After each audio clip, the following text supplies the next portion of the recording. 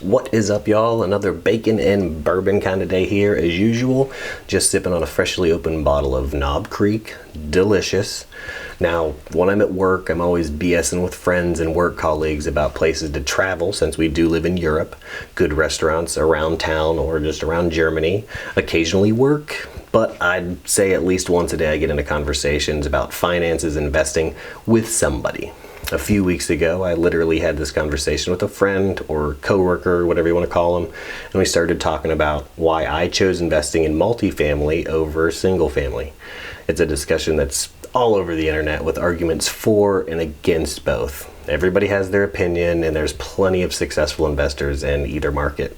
I figured, why not do a quick video about why I chose multifamily over single family and a few things that I've noticed or learned with my experience over the years of purchasing both.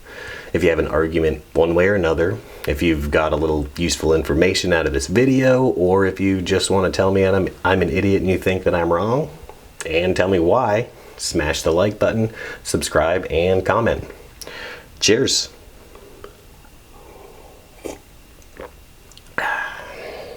So this dude I work with walked up to me the other day, and as usual, we started chatting investments way before we discuss anything work related. Because really, what's more important, your 9 to 5 or your personal finances? Because if you work for a large company or somebody else, they'll drop you like a sack of rocks if it helps their bottom line. So you tell me what's more important. Now, he's a pretty big stock guy, and I'm obviously into real estate, and without going into the whole long drawn out conversation, at one point he asks me, why don't I buy more single family since they're usually cheaper, they're all over the place, and from what he's heard, the ROI can be as good. Abundant? Yes, 100%. Single families are all over the place. Cheap? That's really circumstantial in the location you're investing in, the type of tenants you're looking for, and various other factors. And the ROI, well, again, that depends on a number of factors and items, so it's all what you're looking for. So I started by explaining my personal feelings on multifamily properties compared to single-family homes. The primary and most obvious reason in my eyes, which after watching hours of real estate investment videos from good old Grant Cardone and various other people here on YouTube and Bigger Pockets, one door, one income, one vacancy. For me, I like the security of multiple people paying me to keep my properties paid for and maintained. I don't want to rely on a single tenant or a single family. I don't want to be the one paying all the expenses of a property that I purchased to make money on because one of my tenants moved out, or even worse, they decided to stop paying and start squatting. And it's going to take me months or even years to evict them depending on where I'm investing in at that time. That's just another unneeded concern and expense, which I don't feel like paying for somebody else to have a roof over their heads. That's their responsibility to provide a roof for themselves and their family. If somebody wants free housing or a cheap place to live, they can go through the government, see how the cards fall, because that's not why I invest in real estate. Really, other than one of my properties, which is a smaller 3-unit, if I were at 75% occupancy or more, the bills would be paid for. I may not make any cash flow with 25% vacancies, but it wouldn't cut into my personal finances. Really, even the 3-unit would mostly be covered if the vacancy was the smaller unit, and with the location of the property, once I finish the rehab, it'll stay rented out well over a year in advance, or at least a year in advance. Now, other than the one door, one tenant issue, because I'd like to have multiple streams of incomes per property to cover all the expenses, if possible, there's a few other reasons I like multifamily properties instead of single family properties. One, comps or comparisons. When you're going through the process with the bank, they do an appraisal. One of the main items in an appraisal are the comparable properties sold within a given radius. Usually it's within a few miles.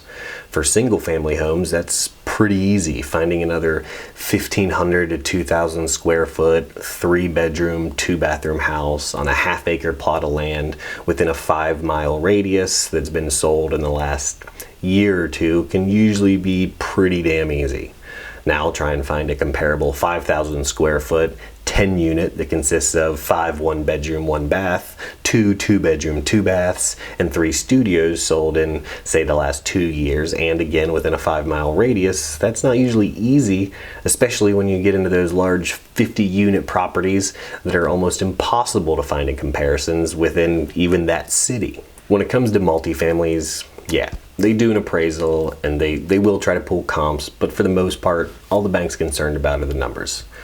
What's the NOI? Is the cap rate acceptable for the area? How's the trailing 12? Are there a lot of deferred maintenance expenses, which you're going to learn about through the inspection? Does the property have a DCR above 1, which that's a must for the bank? These are all items that are very specific to that property, so the sales price isn't dependent on comps.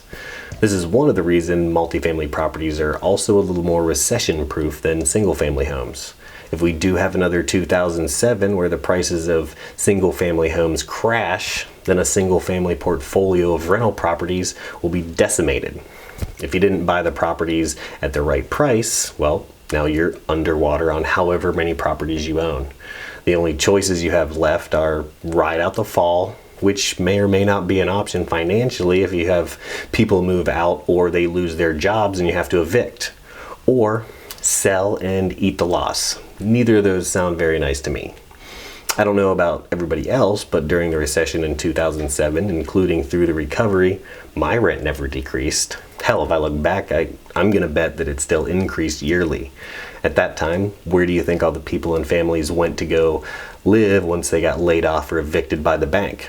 To rental properties, and generally it would have been those larger multifamily properties who hadn't been affected because they have hundreds of tenants just still paying their rent. Another reason I like multifamilies is the managing of it. It's generally not much harder to maintain a 5+ unit property compared to a single family home. Yes, you may have a few more one-off requests, but if you're maintaining the property, keeping it up to date, and staying ahead of emergency issues, then you shouldn't have too many random small maintenance requests. In my opinion though, it's worth it to pay the 8 to 10% for a property manager, and they don't charge more just because it's a bigger property. They get a percentage of the gross income, so it's also advantageous to them to stay on top of those maintenance issues and keep the place running smooth, because they probably also don't want an emergency 2 a.m. call about the plumbing or the heat or whatever could come up in the middle of the night. Next, there's forced appreciation, and the banks will take into consideration that with multifamilies.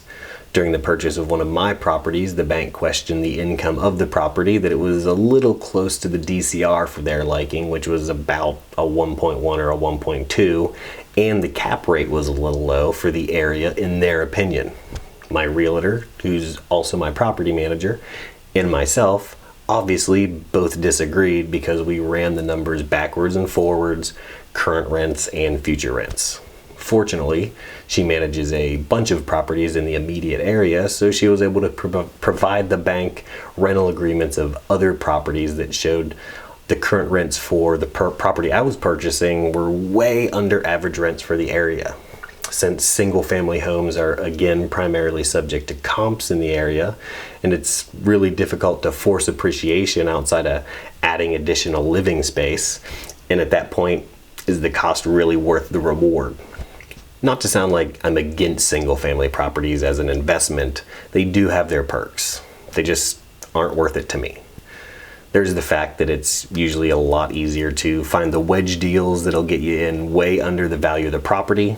If you put in the work to get the property at like 70% its actual value, well then you're already ahead of the curve with that property. If you want to live in the property for a short time, you can get an FHA loan and put down as little as 3%. With multifamilies, you're generally going to need to put down 20 to 25%, which can be really hard, especially when you're just getting started out.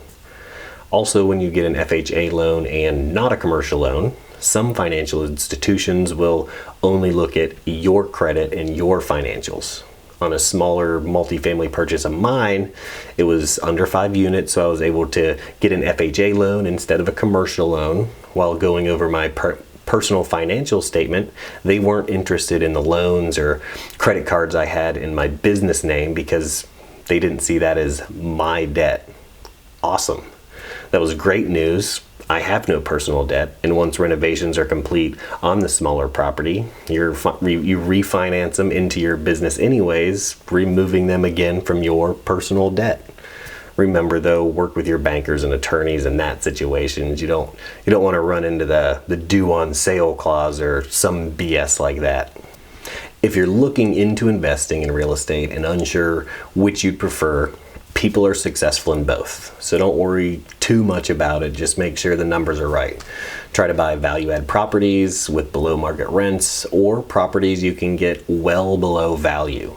If you do those, it's hard to lose outside a catastrophe like another market crash.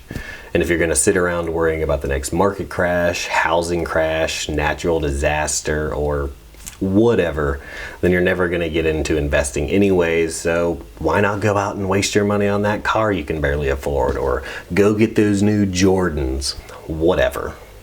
But if you're serious enough, don't let a little detail like multifamily or single family stop you. Just jump in, let the cards land where they may. If you like this video, have any requests or suggestions, smash the like button and subscribe. Cheers.